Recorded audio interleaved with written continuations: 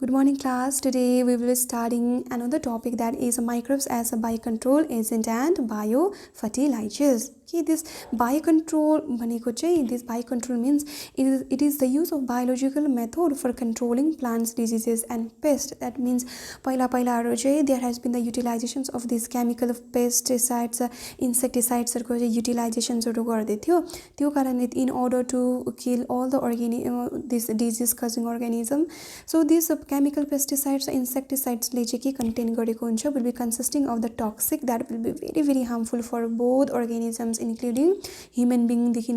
लिएर other organism लाई पनि एकदमै के हुन्छ harmful हुन्छ and this will also cause the pollutions. Okay, so this chemical pesticides utilize गर्दा चाहिँ के हुन्छ now this will be sprayed गर्छ all over the you can see that this is the chemical pesticides chemical okay insecticides you can see in the diagram. So this has been spraying all over the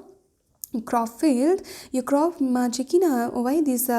they are spraying भने so certain crop लाई खाने organisms लाई चाहिँ मार्नको लागि so यो cases मा चाहिँ एउटा problem arise हुन्छ यो problem चाहिँ के हुन्छ भने these chemical pesticides will not only kill the harmful forms harmful life forms harmful bacteria harmful pest लाई मात्रै मार्नु पर्ने थियो तर यहाँ के हुँदैछ हाम्रो crop मा हाम्रो field मा भएको useful organism is also being killed from these pesticides यो कारणले गर्दा हाम्रो ecosystem मा disbalance हुने chances हुन्छ. Okay, so in another case मा चाहिँ in crop field मा we know that when the crop will start growing along with the crop certain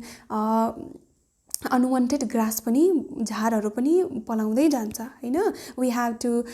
eliminate that unwanted grass that is the weeds from the crop field त्यसको लागि चाहिँ in a large crop field हरुमा चाहिँ this is not possible to pluck the to remove the these weeds with the help of our hand physically it will be very time consuming र एकदमै साह्रो पर्छ त्यो कारणले गर्दाखेरि चाहिँ certain chemicals will be utilized to eliminate these weeds that is weedicides. So these weedicides will be responsible for causing soil pollutions. Okay, so जति पनि हामीले chemical pesticides and insecticides utilize गरेको छौं that will be ultimately be polluting our environment that is it will be absorbed in the soil मा भएको organisms will die ground water मा गएर stored भएर बस्छ this poisonous chemicals fruits will absorb these poisonous chemicals okay vegetable will also absorb these chemicals and also crop plant le pani now this all the food product later on will be consumed by the human being so त्यो कारणले गर्दाखेरि चाहिँ this is a very harmful so यस्तो problems आको कारणले गर्दाखेरि चाहिँ so the agricultural industries okay have been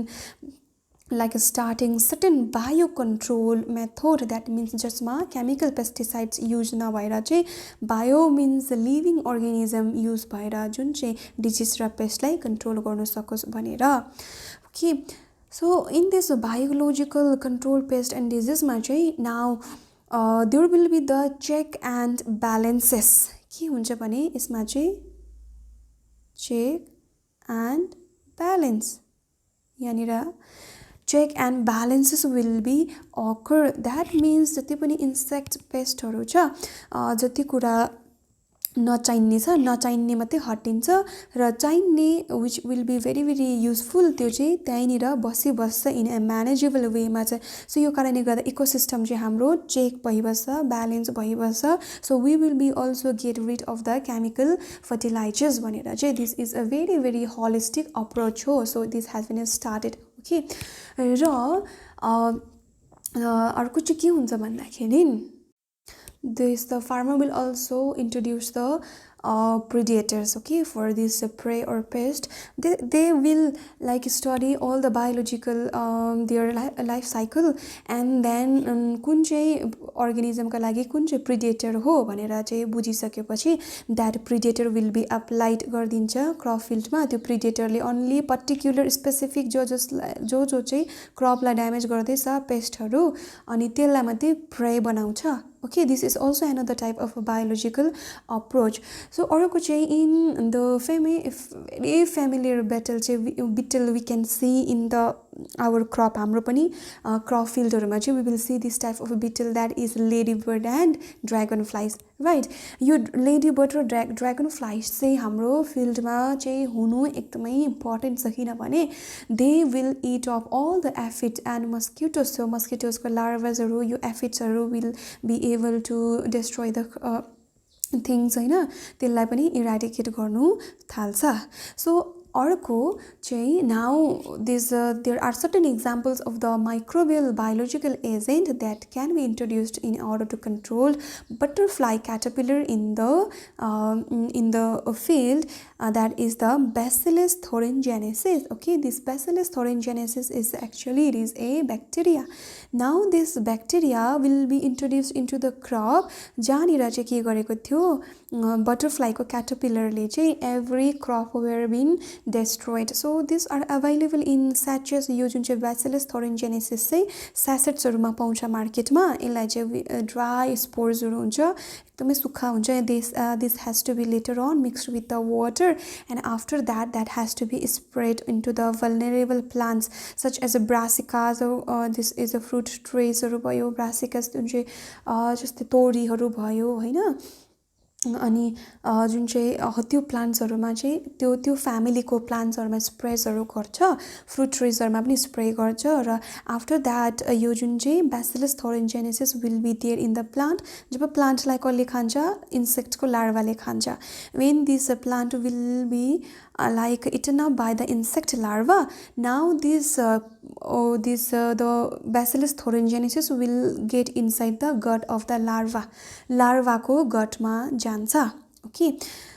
you can see this is the Bacillus thuringiensis bacteria okay this bacteria is a plant that's why this will have the cell wall cell membrane this will have DNA there will be the endospore ribosomes and bt toxin crystals now the important poison bacteria को चाहिँ एउटा fatal poison चाहिँ के रहेछ bt toxin crystals जब यो bt toxin crystals will be get inside the gut of the larva that means stomach मा पुग्छ त्यतिखेर चाहिँ यो टक्सिन रिलिज हुन्छ कुन चाहिँ टक्सिन्स भन्ने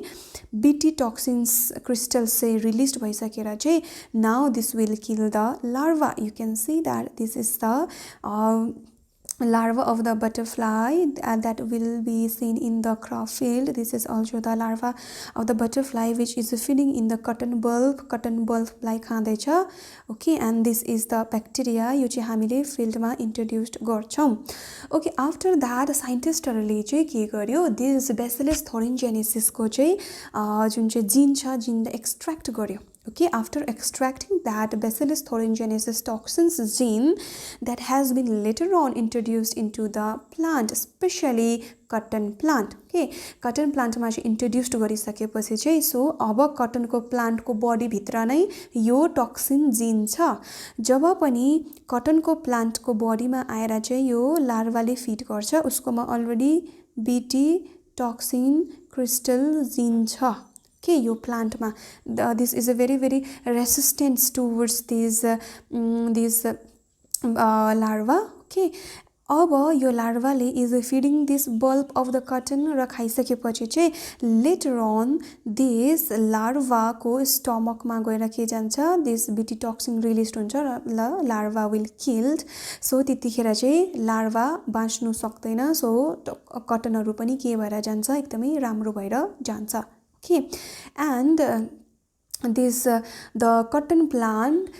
which will be having the Bacillus thuringiensis toxin genes will be has been later on named as the bt cotton so this is the bt cotton so पछाडी गएर चाहिँ यो cotton plant अगाडि जस्तो यो जुन चाहिँ wormले खानु छोडिसकेपछि चाहिँ later on this has been transformed into a full cotton so यो एकदमै राम्रो cotton चाहिँ हामीले एक्सट्र्याक्ट गर्नु सक्छ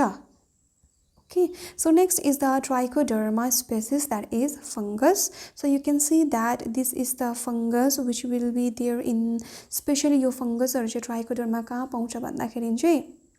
this is a free living fungi and mainly चाहिँ रुट इकोसिस्टममा द्याट मिन्स सोइलहरूमा ग्राउन्ड्सहरूमा के स्टोन्सहरूमा प्लान्टको जुन चाहिँ सोइल्सहरू छ ओके रुट्सहरू छ रुट्सहरूमा पाउँछ यो जुन चाहिँ के भन्दाखेरि ट्राइकोडर्मा स्पेसिस यो चाहिँ एकदमै फ्री लिभिङ स्पेसिस हो कि यो चाहिँ कसरी बायो कन्ट्रोल एजेन्ट भयो भन्दाखेरि चाहिँ this will be very very effective for plant pathogens यदि प्लान्टलाई कुनै अर्गेनिजमले चाहिँ डिस्ट्रोय गर्दैछ if the plant is being eaten up by any organism त्यतिखेर चाहिँ यो प्लान्टलाई के गर्न सकिन्छ प्रोटेक्ट गराउन सक्छ because of this Trichoderma species that is the fungus this will be release certain types of chemicals okay so next is the baculovirus, especially genus nucleopolyhedrovirus र this polyhedronucleovirus ले चाहिँ के गर्छ भन्दाखेरि चाहिँ this is the virus. You can see the structures of the virus. Okay. अनि यसको चाहिँ मेन काम के हो भन्दाखेरि it will attack insects and other arthropods. Arthropods means all the organism having a jointed body such as crabs, lobsters, okay,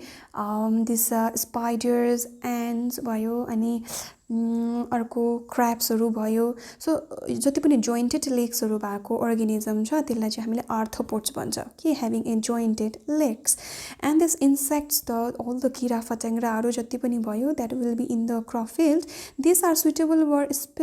specific narrow spectrum insecticidal applications यो virus चाहिँ एकदमै स्पेसिफिक द्याट मिन्स यो भाइरसले चाहिँ सबै अर्गेनिजमलाई सबै एनिमल्सलाई मार्दैन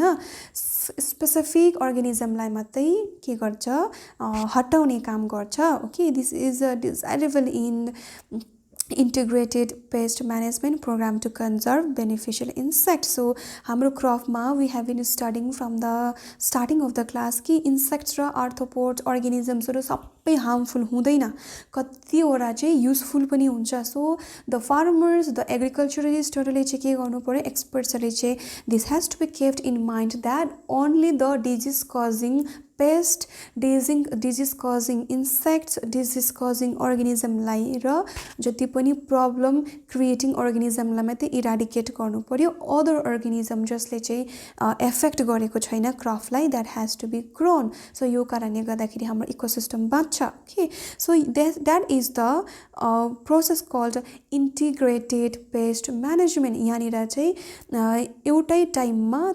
थुप्रोवटा पेस्टहरूलाई चाहिँ म्यानेज भइरहेको हुन्छ द्याट मिन्स थुप्रोवटा पेस्टहरू जुन चाहिँ डिजिज कज गर्दैछ डेस्ट्रोय गर्दैछ क्रप त्यसलाई मात्रै स्पेसिफिकली के गरेर रिकग्नाइज गरेर हटाउने काम गरिन्छ useful one will be protected okay so we can see in this diagram So this is the forms of this baculovirus को थुप्रो फर्म्सहरू छ है and multiple nucleopolyhedrovirus छ single nucleopolyhedrovirus that means a single nucleus single भएको यहाँ multiple nucleusहरू छ okay अर्को चाहिँ granulovirus that means एउटा granules जस्तो मात्रै छ virus the same thing तर different forms-मा छ ओके त्यसलाई चाहिँ अब it is spraying in the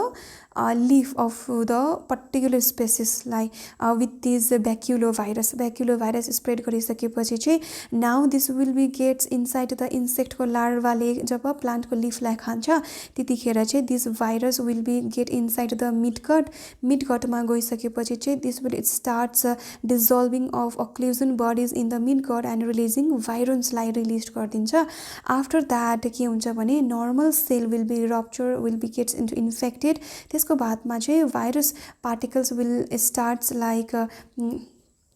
disintegrate into the host cells so host that is the larva चाहिँ मर्छ so that means specific insect को larva मात्रै मर्यो सबै larvaहरू मरेन so this is happens in case of the baculovirus र यो चाहिँ एकदम important हो integrated pest management मा